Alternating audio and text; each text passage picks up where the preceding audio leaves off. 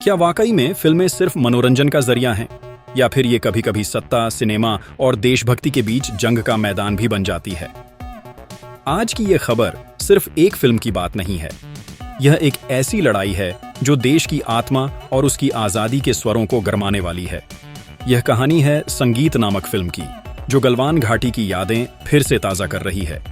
जब भी गलवान का नाम आता है तो दिल भारी हो उठता है, क्योंकि ये सिर्फ एक जगह नहीं बल्कि एक जख्म है जो हर भारतीय के दिल में आज भी ताजा है।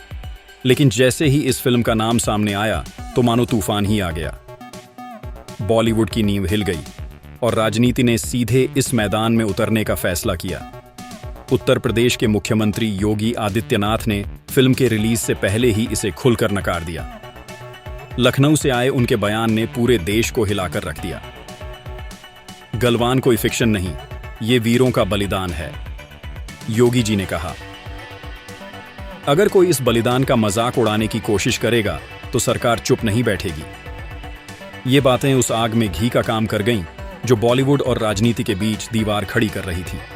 योगी जी ने साफ कहा कि आज का बॉलीवुड मनोरंजन से ज्यादा राजनीतिक संदेश फैलाने का जरिया बन चुका है। उन्होंने सलमान खान पर निशाना साधते हुए कहा कि बड़े स्टार्स देशभक्ति को एक ब्रांड की तरह बेच रहे हैं, जबकि असली देशभक्ति तो अपने अंदर होनी चाहिए। यह बयान जैसे ही सामने आया, बॉलीवुड में हड़कंप मच गया। लेकिन कहानी यहीं नहीं रुकी। इस विवाद में दुबई के प्रिंस भी कूद पड़े। उन्होंने कहा,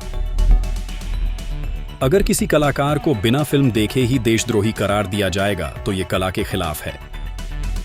उन्होंने आगे यह भी कहा कि क्रिएटिव फ्रीडम को दबाना देश को पीछे ले जाएगा। सबसे चौंकाने वाली बात तब हुई जब उन्होंने कहा कि यदि सरकार किसी फिल्म को रोक सकती है तो कल किताबें भी बंद कर दी जाएंगी। ये पल एक संघर्ष बन गया। अभिव्यक्ति की आजादी वर्सेस सरकार का दबाव।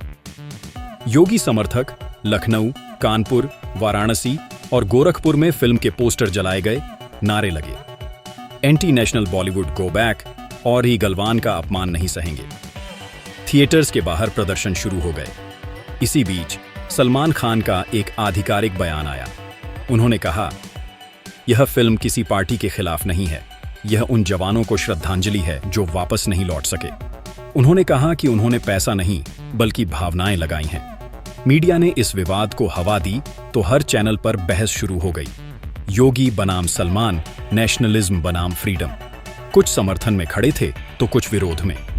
इसी बीच खबर आई कि योगी सरकार ने सेंसर बोर्ड को पत्र लिखा है और फिल्म की समीक्षा की मांग की है।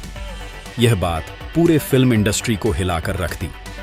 फिर एक लीक्ड ऑडियो सामने आया जिसमें एक राजनीतिक कार्यकर्ता कह रहा था कि यदि फिल्म चली तो योगी जी की छवि को नुकसान पहुंचेगा। इस ऑडियो ने आग में घी डाल दी। सोशल मीडिया पर दो धड़े बन गए। एक तरफ वी स्टैंड विद योगी तो दूसरी तरफ release battle own of Galwan. Mumbai में सलमान खान के घर के बाहर सुरक्षा बढ़ा दी गई। धमकियां मिलने लगी।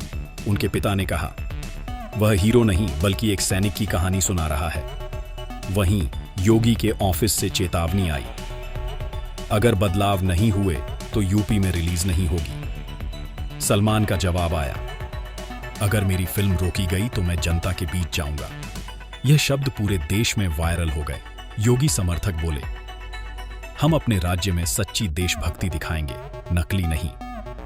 अब स्थिति यह है कि बॉलीवुड की आवाज और सरकार का दबाव आमने सामने है। यह लड़ाई अब सिर्फ एक फिल्म की नहीं बल्कि सवाल है, कौन तय करेगा कि सच क्या है, सरकार या कलाकार? तो सवाल है, क्या the battle of Galwan theatre तक पहुंचेगी या राजनीतिक आग में जलकर खाक हो जाएगी? क्या सलमान खान इस तूफान का सामना कर पाएंगे या यह विवाद बॉलीवुड के इतिहास की सबसे बड़ी सेंसरशिप बन जाएगा? आने वाले दिन भारत के सिनेमा और लोकतंत्र दोनों के लिए बेहद अहम हैं। तो दोस्तों, इस बड़ी खबर से जुड़े हर अपडेट के लिए चैनल को सब्सक्राइब करें, वीडियो को लाइक करें और अपनी राय कमेंट में जरूर बताएं, क्योंकि यह सिर्फ एक फिल्म की कहानी नहीं है, यह आवाज बनाम दबाव की लड़ाई है। मिलते हैं अगली बड़ी खबर के साथ। धन्यवाद।